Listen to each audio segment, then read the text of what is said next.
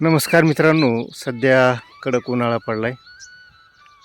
त्याच्यामुळं बघा हे असं शेतामध्ये सगळं गवत वाळून गेले, झाडंसुद्धा आता सुकायला लागलेत.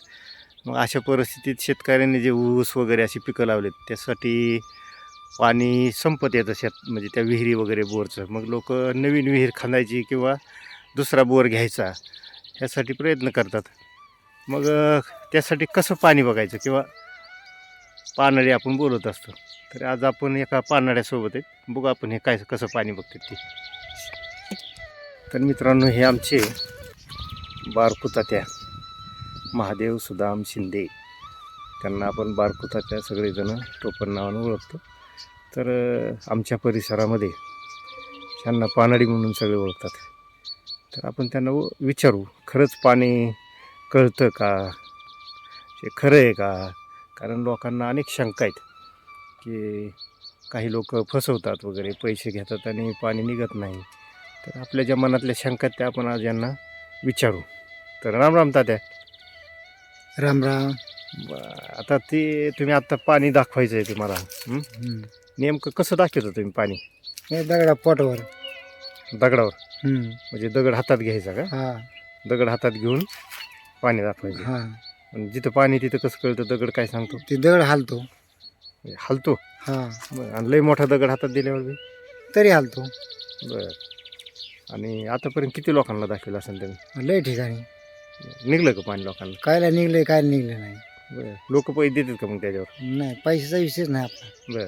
काय देते ती घेत असताना का हा. नाहीत? घेतच नाहीत. नाही दिलं तर घ्यायचं, नाही नाही दिलं तर नाही, विषय काही नाही. बरं. आतापर्यंत तरी कित्येक लोकांना कधीपासून तुम्हाला हे पाणी कळतंय? जवळजवळ 25-30 वर्षाचं असेल. 25-30 वर्षापासून बघतात. बरं. मग आता पार हजारात आकडा गेला असेल हा. शेतकऱ्याचा. बरं. नमस्कार मित्रांनो, मी मारुती काळदाते या माझ्या यूट्यूब चॅनलमध्ये आपल्या सर्वांचं स्वागत करतो. आज आपण शेतात आहेत.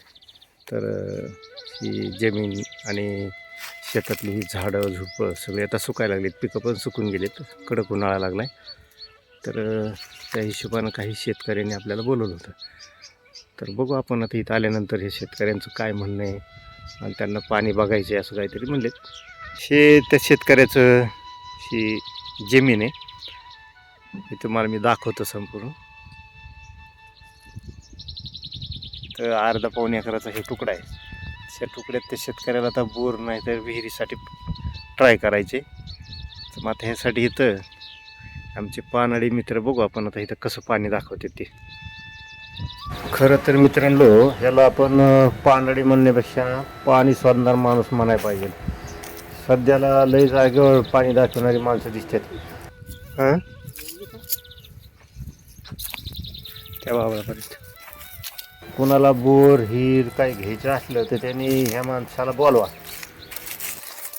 आता हे पानळी बघा, हातात मोठा दगड घेऊन फिरतोय, म्हणजे हे दगडावर बघतो.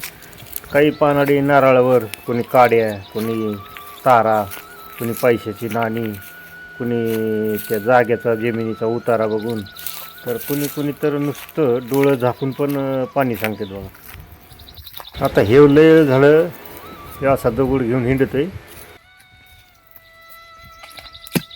अरे बापरे, लय उडतोय, बारकाच दगड आहे पण जरा. हो का, बघा ना, हो का, इथं पाणी दिसतंय बरं का. तर आता इथं आहे म्हणतोय बरं का, इथं लय दगड उडतोय. पण मी म्हणलं इतक्या बारक्या दगडावर नाही बाबा, मोठा दगड आणि मोठा 10-15 किलोचा मग दाखव उडतोय का तसा. तेव्हा तो चाललाय जरा मोठा बघून दगड आणायला. समोर आपल्याला हे रुटीचं झाड दिसतंय. त्या रुटीच्या झाडाखाली पण पाणी असतं असं लोकांचा समज आहे, आणि तसं असतं पण थोडं. आता असली पानळी तुम्ही बघितली असतील, बरेच लोक असतात असे फिरतात लोक. पण तुम्हाला सांगतो, आपण कुणावर विश्वास ठेवायचा किंवा नाही, ते ज्याचा त्याचा हिशोब आहे बघा. आता रानात ज्याच्या समजा उंबराचं, पिपळाचं, चिचाचं, बोरीचं, जांभळाचं असलं झाड बघून पण पाणी कळतंय म्हणतात. त्यांनाच खरं खोटं काय ते माहीत.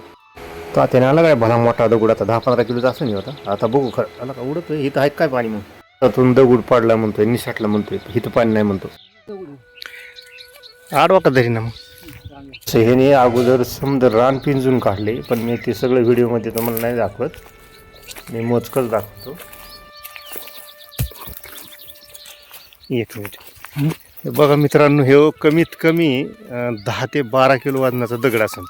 तर ह्यांच्या हातावरून तो कसा पडतोय, म्हणजे ज्या ठिकाणी पाण्याचा पॉईंट आहे त्या ठिकाणी हा दगड हातावर थांबत नाही त्यांच्या. हे बघा कसं. बघा आता ही सारखा दगड पडतोय, मी तर कुठेतरी असं म्हणजे पॉईंट आहे असं शोधतोय ते आता. पण तुम्हाला सांगतो मित्रांनो, ज्या रानात सापाचं मुंग्याचं वारुळ आहे ना, त्या वारुळाखाली सुद्धा पाणी असतं म्हणतात. तिथं सुद्धा थोडंफार पाणी निघत असतं. फार हो, पाहायला सांभाळ. का त्यांनी अगोदर उजव्या हाताने जाऊन बघितलं होतं इथं त्यांना पॉईंट सापडल्यामुळे आता इकडून ते दगड घेऊन फिरत आहेत. बघा अरे हो, पाय बघा. तर बघा मित्रांनो, मग हे असं पाणी बघत आहेत बघा. हे आता हे आपण उभं त्यांना दाखवायला म्हणून मोठ्या दगडावर बघितलं होतं, खरं म्हणजे तुम्हाला दाखवायचं म्हणून. आमच्या आता विश्वासातला गडी हो, त्याच्यामुळं तात्या म्हणजे आमचा जवळचा माणूस आहे. आता म्हटलं मग बारक्या दगडाने का दाखवे, पण आम्हाला करेक्ट पॉईंट दाखव कुठच्या गडी पाय देऊन. तर बघा आता ते बारक्या दगडाने बघत होतं. आम्हाला हातात धरून दाखवा, आधी धरून असं धरून उभा राहा, नंतर मग सोडल्या उडी मारतोय का बघू द्या आम्हाला. आधी हाताने धरा ना त्याला, असं धरून ठेवा. हां, या पुढं. आता कुठं पॉईंट दिसला तुम्हाला? तिथं पॉईंट आहे का? बरं. हां, आता मला तिथं उभं राहून दाखवा तुम्ही. हातात धरा आधी अगोदर. हां, कसं ॲटोमॅटिक उडतोय आम्हाला बघू द्या. तर तुम्ही हाताने उडवितात का काय? लोकांना कळलं पाहिजे ना नक्की काय आहे. जिथं पॉईंट आहे तिथं पाय ठेवला की हातातला दगडसुद्धा असा उडी मारतो.